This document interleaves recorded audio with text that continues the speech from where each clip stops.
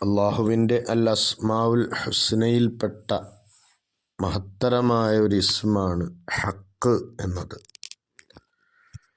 സത്യമായവൻ എന്ന് നമുക്കിതിന് അർത്ഥം പറയാം. ഹക്ക് എന്ന് പറഞ്ഞാൽ ബാത്തില് എന്നതിൻ്റെ നേരെ വിപരീതമാണ്. ഈ മഹത്തായ ഇസ്മ് പരിശുദ്ധ ഖുർആനിൽ 10 പ്രാവശ്യം വന്നിട്ടുണ്ട്.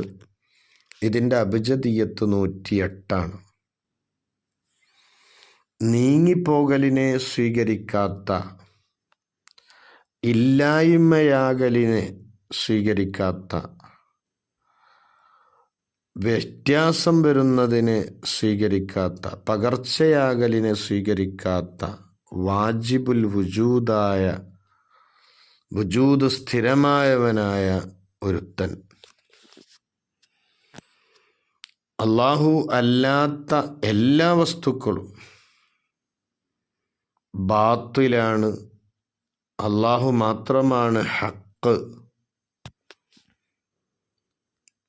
അല്ലാത്ത മറ്റു വസ്തുക്കളൊക്കെ ബാത്തിലാണ്.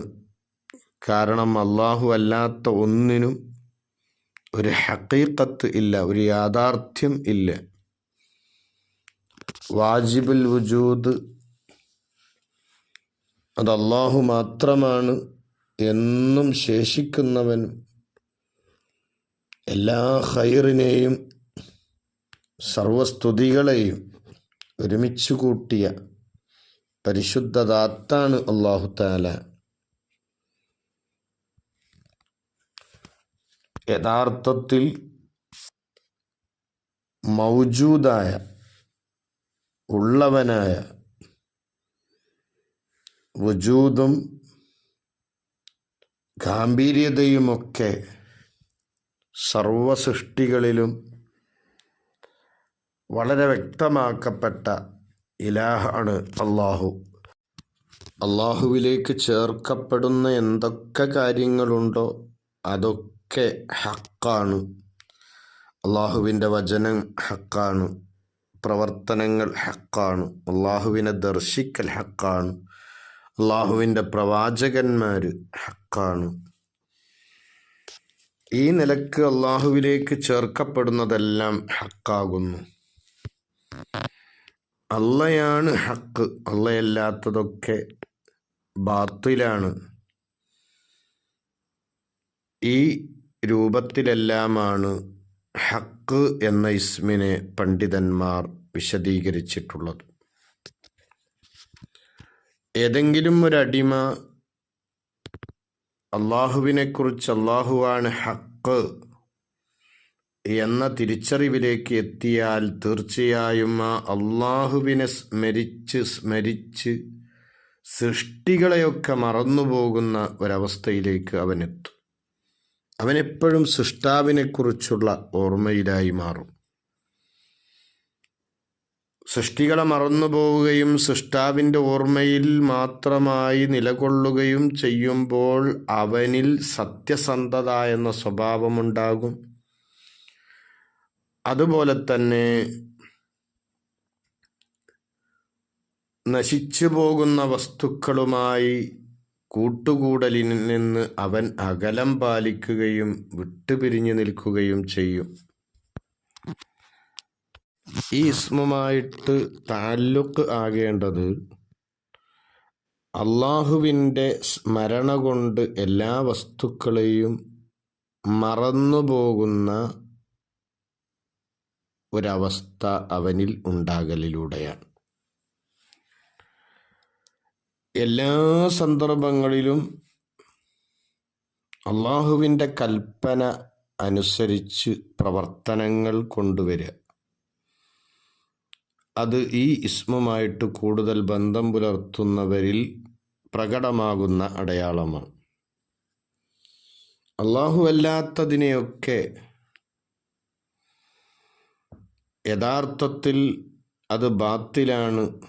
അതിന് യഥാർത്ഥമായ നിലക്കുള്ള വുജൂദ് ഇല്ല, ഉണ്മയില്ല.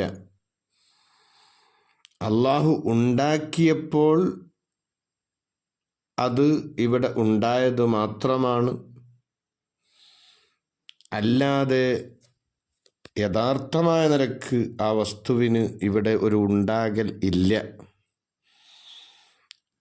അള്ളാഹു ഈ പ്രപഞ്ചത്തിൽ ഉണ്ടാക്കിയ ഓരോ കാര്യങ്ങളിലും വലിയതായിരിക്കുന്ന ഗാഢതയും ഹിക്മത്തും ഉണ്ട് എന്ന ആ ഒരു ബോധത്തിലേക്ക്, ആ ഒരു വിശ്വാസത്തിലേക്ക് ഒരു മനുഷ്യനെത്തലാണ് ഈ ഇസ്മുമായിട്ട് തഅല്ലുക്ക് ഉണ്ടാകുമ്പോൾ, ബന്ധമുണ്ടാകുമ്പോൾ അവനിൽ കാണുന്ന കാര്യങ്ങൾ. ഈ ഇസ്മുമായിട്ട് സ്വഭാവം ശ്രദ്ധിക്കേണ്ടത് എങ്ങനെയാണ്? നീ നിന്റെ ശരീരത്തെ ബാത്തിലായിട്ട് കാണുക.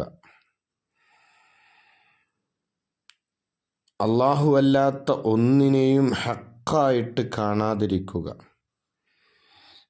ഇവിടെ അല്ലാഹു മാത്രമാണ് ഹക്ക്. അല്ലാഹു അല്ലാത്തതൊക്കെ ബാത്തിലാണ്. ഒരടിമ അവൻ ഹക്കാണ്, പക്ഷേ അവൻ സ്വയം ഹക്കായവനല്ല, സ്വയം ഉണ്ടായവനല്ല. മറിച്ച് ഹുവ ഹക്കുൻ ബില്ലാഹി, അള്ളാഹുവിനെ കൊണ്ട് ഉണ്ടായവനാണ്.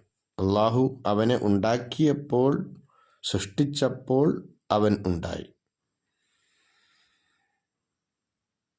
അള്ളാഹു സ്വന്തമായ നിലക്ക് തന്നെ ഉള്ളവനാണ്. അതുപോലെ ഒരടിമ സ്വന്തമായ നിലക്ക് നോക്കുമ്പോൾ അവൻ ബാത്തിലാണ്. പക്ഷേ അള്ളാഹു അവനെ ഉണ്ടാക്കി എന്ന നിലക്ക് അവൻ ഹക്കാണ്. ഈ നിലക്ക് നാം വസ്തുക്കളെ കാണണം. അതുപോലെ തന്നെ സർവകൽപ്പനകളെയും അനുസരിക്കുക, വിരോധനകളെ ഒഴിവാക്കുക. കൽപ്പനകൾ അത് അള്ളാഹുവിൻ്റെ ഭാഗത്ത് നിന്നുള്ള ഹക്കായ കാര്യങ്ങളാണ്. വിരോധനകളും അള്ളാഹുവിൻ്റെ ഭാഗത്ത് നിന്നുള്ള ഹക്കായ വിഷയങ്ങളാണ്.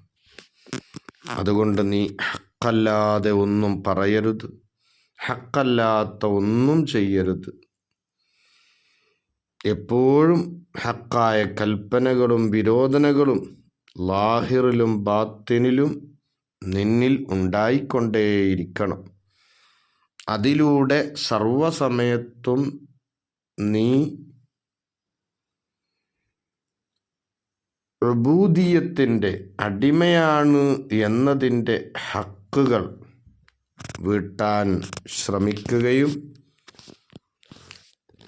അതിനുവേണ്ടി കഠിനാധ്വാനം ചെയ്യുകയും വേണം. മഹത്തായ ഹക്ക് എന്ന ഇസ്മിൻ്റെ പ്രത്യേകതകളായി ധാരാളം കാര്യങ്ങൾ മഹാന്മാരായ പണ്ഡിതന്മാർ പഠിപ്പിക്കുന്നു.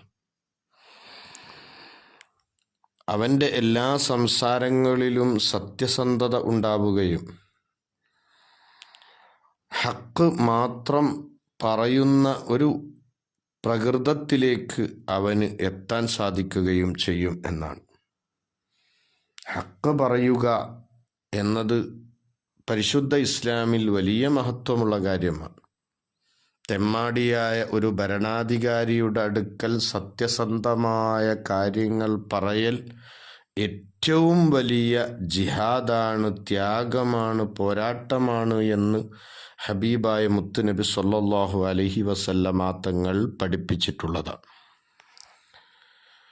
അതുപോലെ തന്നെ ഈ മഹത്തായ ഇസ്മ ധാരാളമായി ചൊല്ലുമ്പോൾ അവൻ്റെ സ്വഭാവങ്ങളൊക്കെ നല്ല സ്വഭാവങ്ങളായി മാറുന്നു, അവൻ്റെ ശീലങ്ങൾ നല്ല ശീലങ്ങളായി മാറുന്നു.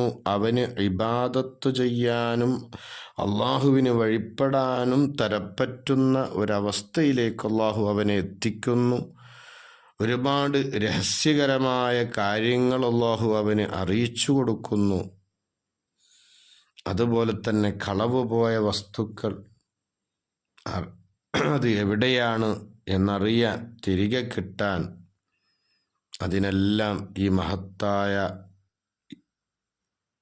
യാ ഹഖു യാ അല്ലാ എന്ന ഇസ്മ് ചൊല്ലുന്നത് നല്ലതാണെന്ന് മഹത്തുക്കളായ പണ്ഡിതന്മാർ പഠിപ്പിച്ചു തരുന്നു. അള്ളാഹു തൗഫീഖ് തരട്ടെ. ആമീൻ.